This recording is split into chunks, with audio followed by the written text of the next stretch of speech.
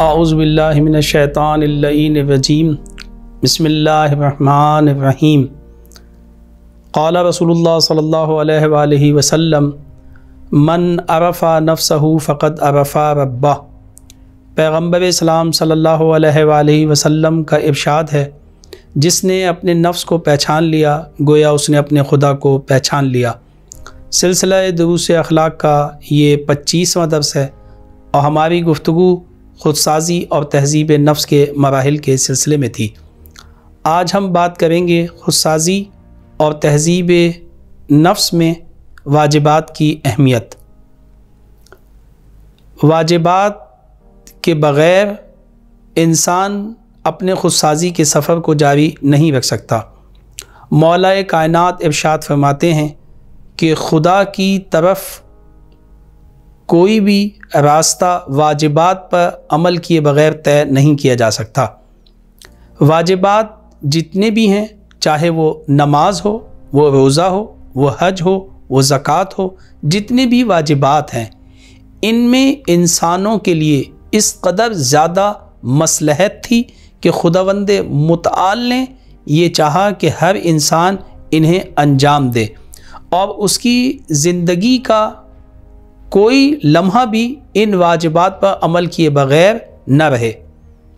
اور انہی واجبات میں سب سے اہم چیز جو ہے وہ نماز ہے، کہ جس کے لیے فرمایا الصلاۃ عمود الدین، نماز دین کا ستون ہے۔ نماز کی اتنی زیادہ اہمیت ہے کہ امام صادق علیہ السلام نے ارشاد فرمایا ان قبلت قبلت ما سوا و ان ردت ردت ما سوا۔ اگر نماز قبول ہو گئی تو آپ کا ہر عمل قبول ہو گیا، اور اگر نماز قبول نہ ہوئی تو پھر آپ کا کوئی عمل قابل قبول نہیں ہے۔ لہٰذا انسان نماز کو نہیں چھوڑ سکتا۔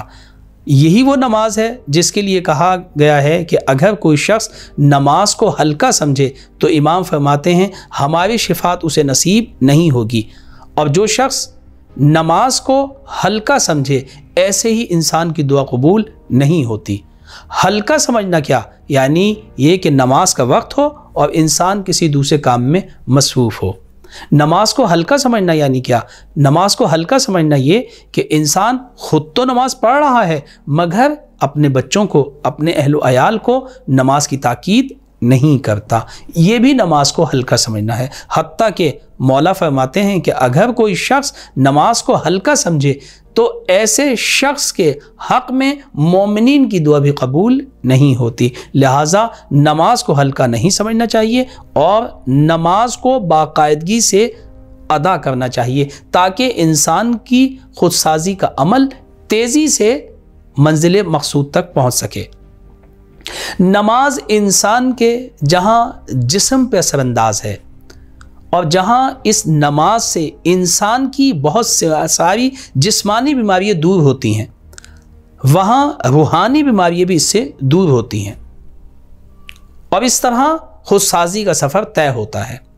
آج آپ دیکھیں دنیا کے بڑے بڑے محققین، بڑے بڑے اسکالرز، ڈاکٹرز، سائنسدان اس بات پر متفق ہیں کہ جن لوگوں کے یہاں نماز کا سلسلہ جاری ہے اور جو والدین نماز پڑھتے ہیں، جن کے ہاں نماز باقاعدگی سے ادا کی جاتی ہے، ایک تو ان کے ماحول میں پاکیزگی پائی جاتی ہے، وہ لوگ کم مریض ہوتے ہیں اور ان کے بچے پیدائش کے وقت بہت ساری بیماریوں سے محفوظ رہتے ہیں۔ ایسے انسان کا ذہن بہت زیادہ ایکٹیو ہوتا ہے کہ جو سجدے بہت زیادہ کرتا ہو، جو نمازی ہو۔ ایسا انسان بہت اچھی پلاننگ کر سکتا ہے، ایسا انسان بہت زیادہ اچھے انداز میں سوچ سکتا ہے، ایسا انسان بہت اچھے انداز میں کسی چیز کو عملی جامہ پہنا سکتا ہے جو نمازی ہو۔ اسی طرح سے جہاں نماز انسان کی جسمانی صحت کے لیے مفید ہے، وہاں روحانی اور ذہنی صحت کے لیے بھی یہ بہت زیادہ اثر انداز ہے۔ ایسا انسان ذہنی اضطرابی کیفیتوں سے محفوظ رہتا ہے، اسی طرح سے روح میں سکون محسوس کرتا ہے۔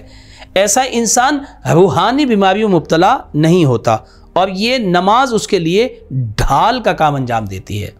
لہٰذا یہ ہے کہ انسان کو چاہیے کہ وہ نماز کی پابندی کرے اور اپنے خداوند متعال سے رابطہ کرے، اور اپنے حق میں، دوسروں کے حق میں دعا کرے۔